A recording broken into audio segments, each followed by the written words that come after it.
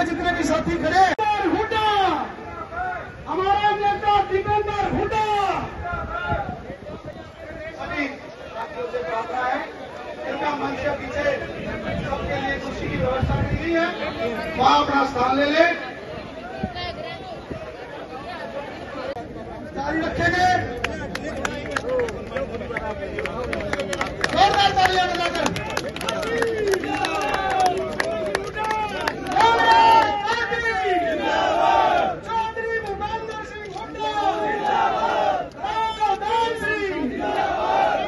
Vote वही गिनी जाएगी जो मशीन में होगी। तो मेरा सबसे पहला आप सबसे यही निवेदन है। दूसरा, जो कांग्रेस पार्टी, तो आज जन्मदिन का तोहफा नेताजी हमें राव दान सिंह जी को इस चीज का देना है। स्वागत करें।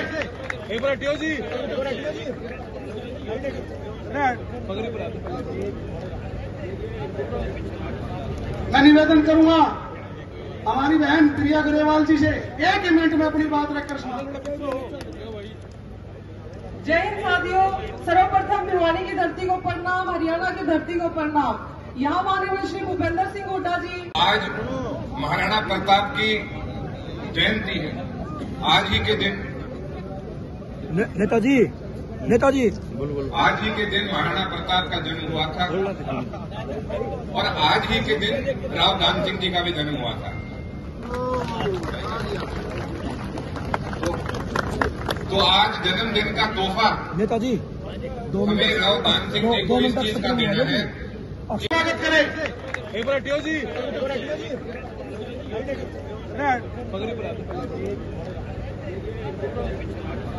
मैं निवेदन करूंगा हमारी बहन प्रिया ग्रेवाल जी से 1 मिनट में अपनी बात रखकर सुना। जय हिंद साथियों, सर्वप्रथम भिवानी की धरती को प्रणाम, हरियाणा की धरती को प्रणाम। यहाँ माननीय श्री भूपेंद्र सिंह हुड्डा जी, ललित, राहुल, एकांत और सारे भारत भी बहुत लोगों को यहाँ पे लेकर आए, आप सबका धन्यवाद। साथ ही हुड्डा साहब ने, कांग्रेस पार्टी ने जो निर्णय लिया है, मेरी माताओं, आपकी रसोई के लिए वो सिलेंडर 500 रुपए में देने का काम बैठे हैं। मैं आप सबकी तरफ से मैं उनसे भी विनती करता हूं कि ये चुनाव एकजुट होकर नेताजी आप सब अभी कि पलों की गलती को सदियों ने भोगा है, हम 10 साल से भोग रहे हैं। साथियों, मैं आपको इस बात का विश्वास दिलाता हूं, आने वाला समय आपका होगा।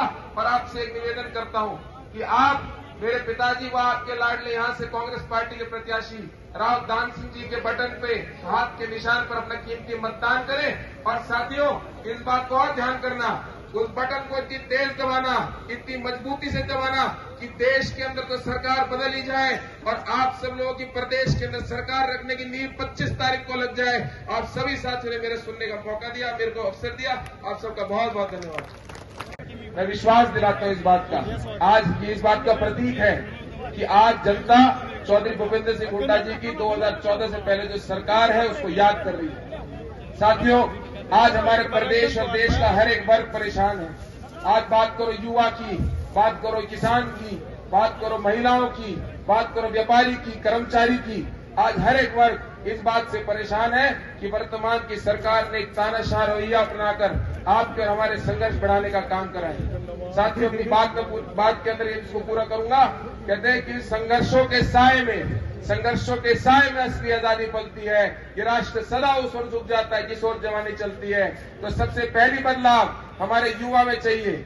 और साथियों, इस बार आपका आने वाले मौके के अंदर, आपका आने वाला पल, आने वाला समय आप लोगों का है। आने वाला आज की जो मशक्कत है, ये 2024 के अंदर आपके प्रदेश की और देश की दोनों सरकार बदलने की है।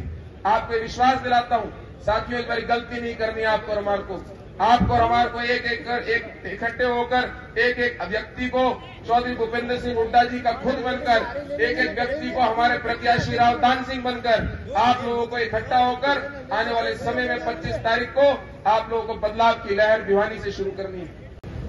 मुझे सौभाग्य से शीर्ष नेतृत्व व विशेष तौर पर चौधरी भूपेंद्र सिंह हुड्डा जी के आशीर्वाद से आपके बीच भिवानी महेंद्रगढ़ लोकसभा का प्रत्याशी बनने का अवसर दिया है।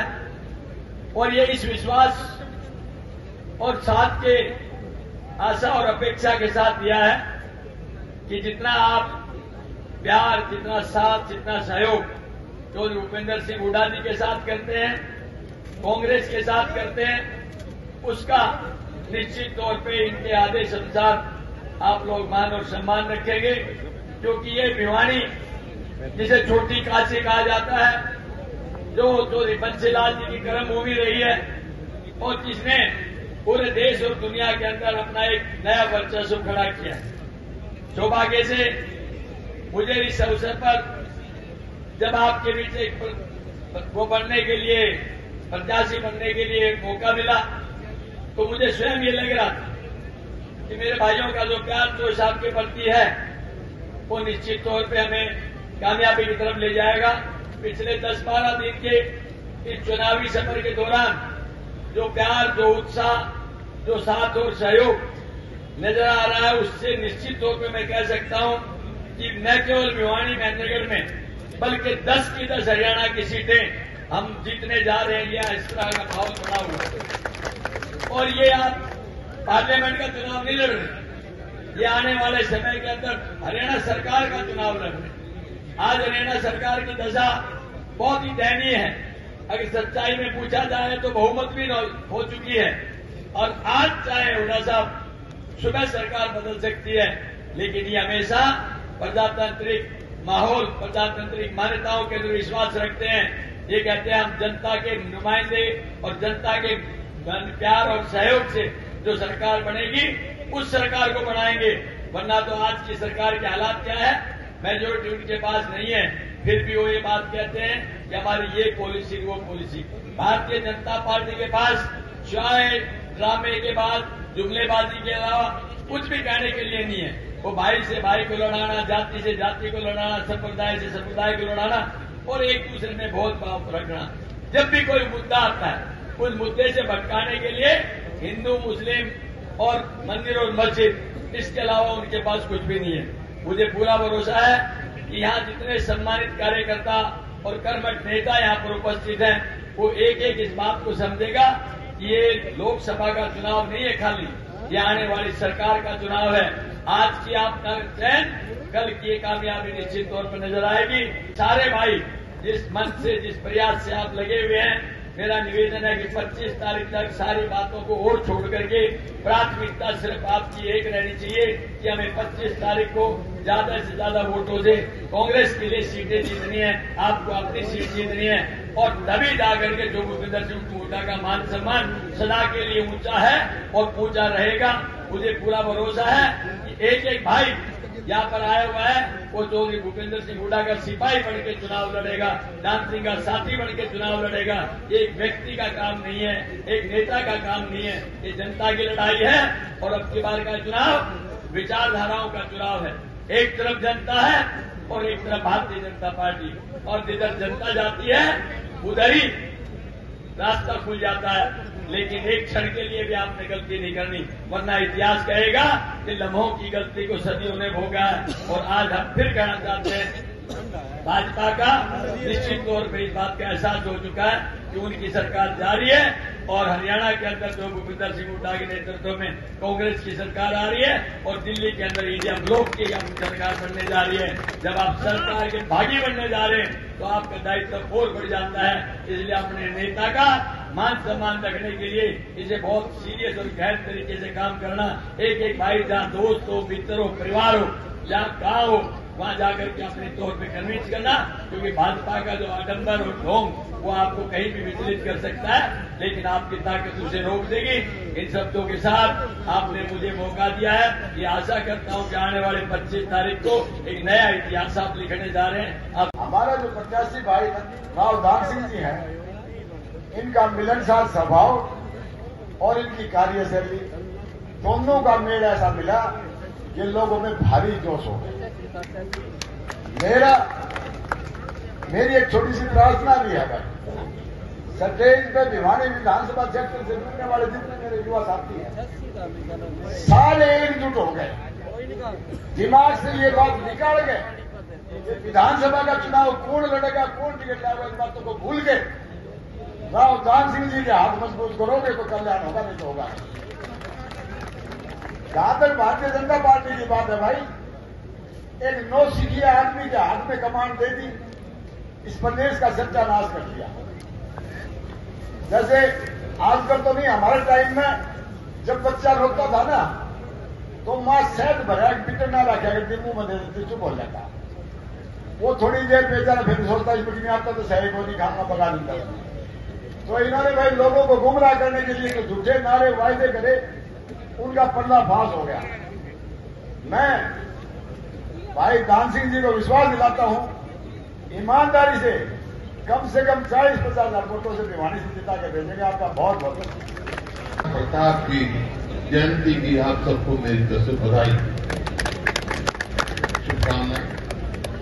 देखिए, आप बहुत देर से सुन रहे हैं, हमारे सभी साथी, बहुत सारे साथियों ने आज पार्लियामेंट में शामिल हुए हैं। वासुदेव जी हैं और कोई बहुत सारे जेजेपी से इधर से आए हैं। मैं उन सबका स्वागत करता हूं पार्टी की तरफ से, और पार्टी में उनको पूरा मान सम्मान और स्थान मिलेगा।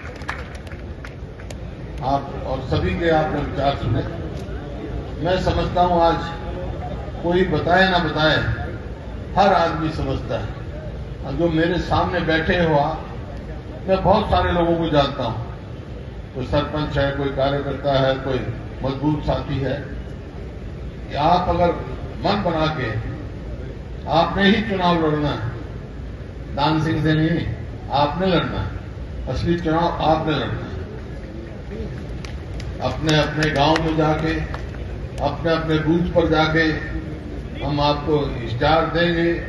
क्योंकि आपसे लोग पूछेंगे कि भाई कांग्रेस की सरकार बनेगी तो क्या करोगे आप, तो क्या करें, ये मुख्य बात जो है आपको देंगे। आपको घर घर जाके बताना है और समझाना है। ये चुनाव है, इसमें सब होंगे। तो आज पूरे देश में चुनाव हो रहा है और अलायंस बना है, एक गठबंधन बना है। अब सवाल इस बात का है, गठबंधन का मकसद क्या है? सारी पार्टियां, कम्युनिस्ट पार्टी है, आप पार्टी के भी मेरे को मिले, समाजवादी पार्टी के भी मिले, सामने कांग्रेस पार्टी के भी हैं। तो सारी पार्टियां एक होकर चुनाव लड़ रही हैं देश में। किस मकसद से लड़ रही हैं? एक ही मकसद लेके चले हैं ये। क्या? इस गठबंधन का, अलायंस का, इंडिया अलायंस का एक ही मकसद है कि संविधान को बचाना है। संविधान बचेगा तो प्रजातंत्र बचेगी, आपका अधिकार बचेगा, नहीं तो कुछ नहीं बचेगा। अब सवाल आता है कांग्रेस पार्टी का। मैं कोई लंबी चौड़ी बात नहीं कहूंगा, मैं तो ये कहूंगा आपको जाना है, हर बूथ पर मजबूती से लड़ना है। यहां आप आए, जलसे में आया, सुनाया, सभी साथी स्टेज पर बैठे, इनको भी कहता हूं, घर बैठे कोई चुनाव नहीं जीत सकता भाई। घर से बाहर निकलो, बूथ पर जाओ, एक एक वोट को देखो, कौन सी आपकी वोट बाहर गई हुई है, उसको बुलाओ, मंगाओ, वोट परसेंटेज बढ़ाओ, जब कामयाबी मिलती है। और इनकी कामयाबी में आप सबकी कामयाबी है। लेकिन जब जाएंगे आप तो पूछ सकते हैं आपको, भाई आप कांग्रेस पार्टी की सरकार आई तो क्या करेंगे? मैं मोटी मोटी बताता हूं। जो कांग्रेस पार्टी का मैनिफेस्टो बना है राहुल गांधी जी के उसमें नेतृत्व में, 5-4 मोटी मोटी बात बताता हूं, बाकी तो लंबे चौड़ा मैनिफेस्टो है। आज पूरे देश में सबसे ज्यादा चर्चा उसी मैनिफेस्टो की है। तो 1 साल के अंदर अंदर 30 लाख नौकरियां लगानी है बच्चों की, वहां पर केंद्र में, केंद्र की उदाहरण है ये। और भाई जो बेरोजगार जो हैं उनको अप्रेंटिसशिप 1 लाख रुपया साल का देने, जो अप्रेंटिसशिप हर वर्ग के लिए अलग अलग काम किया है मैनिफेस्टो में। महिलाएं बैठी हैं, महिलाओं में घर में जो सबसे वरिष्ठ महिला होगी, बुजुर्ग होगी, उसको 1 लाख रुपया साल का उस महिला को दिया जाएगा परिवार में। इसी प्रकार से जो आंगनवाड़ी है, मिड डे मील की वर्कर हैं, ऐसे हैं बहुत सारे जो जब जाए एजुकेशन की मांग करते हैं, उनकी तनख्वाह दुगनी होगी। और किसान के लिए एमएसपी जो है कानूनी तौर पर लागू की जाएगी। जो एमएसपी से कम खरीदेगा उसकी सजा की जाएगी। और किसान को कर्जा माफी से लेकर कर्ज मुक्त करने की जाएंगे। ये एक तो केंद्र का। और आज मैं कह रहा हूं ये भिवानी का जो लोकसभा का चुनाव है ये केवल एक लोकसभा का नहीं है, क्यों भिवानी जो है चौधरी बंसीलाल की कर्म भूमि रही है, पता है कैसे काम किए। मेरे को भी बहुत कुछ उनसे मौका मिला उनसे सीखने का, बहुत सारी देखी है। जिस लेवल से उन्होंने काम किया वो सारी बात लेके यहां से प्रोत्साहन लेके मैं कह सकता हूं कि ये खाली भिवानी एक लोकसभा का चुनाव नहीं, ये भिवानी महेंद्रगढ़ का जो लोकसभा का चुनाव है ये फैसला करेगा कि आने वाले 3 महीने में जो चुनाव होंगे हरियाणा में किसकी सरकार बनेगी। और एक बात मैं कह के जा रहा हूं तो सारे हरियाणा में घूम रहा हूं, 36 बिरादरी ये मन बना चुकी है कि हरियाणा में कांग्रेस की सरकार बनाना। तो भिवानी तो सबसे आगे रहेगा इस चीज में, भाई रहोगे ना, हरियाणा में कांग्रेस की सरकार बनानी है ना। हाँ तो फिर आप खड़े कर दो। अब सवाल इस बात का आएगा, लोग पूछ सकते हैं भाई ठीक है लोकसभा में भी जीत गए, हरियाणा में कांग्रेस की सरकार बन गई तो तुम क्या करोगे। ये बात बताता हूं, बाकी तो आपको होगा कि अगर हमारी सरकार बनी हरियाणा में तो पहला काम करेंगे अपने बुजुर्गों की पेंशन 6,000 रुपये महीने करेंगे। 6,000 देंगे, 6,000 रुपये आएंगे। और गरीब आदमी के लिए 300 यूनिट बिजली माफ करेंगे। 300 यूनिट बिजली का खर्चा इतनी महंगी होगी बिजली, महंगाई में कारण में। और इसी प्रकार से जो महिलाएं बैठी हैं रसोई करती हैं सब आजकल गैस का इस्तेमाल करती हैं, और गैस का सिलेंडर 2014 में 400 रुपए का था, आज 1200 का हो गया। तो अगर हमारी सरकार आएगी तो गैस के सिलेंडर की कीमत 500 रुपए से ज्यादा नहीं होगी। और हरियाणा सरकार में ये कौशल रोजगार निगम बनाया है, वो क्या है भाई, बड़ा भारी धोखा है युवाओं के साथ। ना तो उसमें मेरिट, ना उसमें रिजर्वेशन, ना पक्की नौकरी, ना पेंशन, ठेका सिस्टम कर रखा है। हमने ठेका बंद किया था, ये सरकार ठेकेदारी कर रही है और भ्रष्टाचार का अड्डा बना हुआ है। और कारण क्या कि 2 लाख पक्की मंजूर शुदा नौकरी जो है वो खाली पड़ी है, वो नहीं लगाई। तो हमारी सरकार आएगी तो भाई 1 साल के अंदर 2 लाख हरियाणा में नौकरी नहीं है। इसी प्रकार से हमने अपने कार्यकाल में गरीब आदमी के लिए 100 गज के 4 लाख से ज्यादा प्लॉट दिए। इनके 10 साल हो गए भाई, किसी एक प्लॉट दिया हुआ एक कभी गांव का नाम बता दो, आदमी का नाम बता दो। अब वही स्कीम फिर लागू करेंगे, अपने प्लॉट के साथ 2 कमरे का मकान भी बना के देंगे गरीब आदमी को। किसान की आपने बात देखी, इनके तो वायदा था ना कि 2022 तक किसान की आमदनी दुगनी हो जाएगी, और बहुत वायदे किए थे कि काला धन आ जाएगा, किसान की आमदनी दुगनी हो जाएगी। भाई आमदनी जो दुगनी नहीं हुई किसान की, लागत दुगनी से ज्यादा होगी। 2014 में खाद का क्या भाव था, 2014 में कीटनाशक दवाई का क्या भाव था, डीजल का क्या भाव था, आज क्या भाव है। लागत बढ़ा रहे हैं, आमदनी घट रही है किसान की। तो भाई ये तो इनके तो वायदे ऐसे, हमने तो कहा हम जो है एमएसपी लागू करेंगे। और इसी प्रकार से वो कमेटी की अध्यक्षता मैंने की थी, जहां कांग्रेस में पास किया गया ये कानून बनाया जाएगा, कानून बनाएंगे। इसी प्रकार से ओल्ड पेंशन स्कीम हम लागू करेंगे। और खेल और खिलाड़ियों को जो आपने देखा, हमारी नीति थी, मैं बताऊंगा उसकी बात। तो वो जो हमारी नीति थी, पद लाओ पदक पाओ, वो भी इन्होंने फाड़ के फेंके, खिलाड़ी की बेइज्जती हो रही है। मतलब मेरे मन में 30 है जो मैं आपके साथ साझी करना चाहता हूं कि 2014 में मेरा हरियाणा, 2014 में प्रति व्यक्ति आय में, प्रति व्यक्ति निवेश में, कानून व्यवस्था में, नौकरी देने में, खेल और खिलाड़ियों में नंबर 1 था पूरे देश में। ये मेरे आंकड़े नहीं है, ये केंद्र सरकार के आंकड़े हैं। आज भाई नंबर 1 किस चीज में है? हरियाणा, ये प्लानिंग कमीशन के आंकड़े बता रहा हूं। नंबर 1 है बेरोजगारी में, और भाई महंगाई में, अपराध में। नौकरी देने का तो काम ही नहीं बनता, वो तो HRM कौशल रोजगार में अपना रखा आ रहे लोगों को। भाई आपने देखा कानून व्यवस्था ऐसी है कि ऐसा प्रतीत होता है कि सरकार नाम की चीज नहीं, कोई किसी से कोई किसी से फिरौती मांग रहा है, कोई कत्ल कर रहा है, कोई बलात्कार, कोई कुछ नहीं। ऐसी परिस्थिति ये आपके सामने। सरकार बनेगी जी, तो एक बात कहती जा रहा हूं, जो बातें कही है, जो मैं कहता हूं, हम कहते हैं वो करेंगे, वो तो कर दिए। एक और बात कहती जा रहा हूं, 2005 से पहले जब हमारी सरकार आई, हरियाणा में ऐसा ही माहौल था कानून व्यवस्था का। भाई हरियाणा में हमारे, आप पहले लोकसभा में जिता के भेजो, फिर कांग्रेस सरकार बनाओ। आज मैं कह के जा रहा हूं, हमारी सरकार आते बदमाश और गुंडों को हरियाणा में नहीं रहने देना। तमाशा करके हम कैसे विकास करेंगे? कहां हमारे बच्चों को नौकरी मिलेगी? क्या हमारा भविष्य होगा? आज और एक और सवाल है मेरा, भिवानी में बैठे बहुत, मैं किसी की निंदा नहीं करता, लेकिन जो दूसरी पार्टी या कोई भी वोट मांगने आए तो यूं पूछ रहे हो भाई 10 साल से है, एक काम बता दो भिवानी के ऊपर।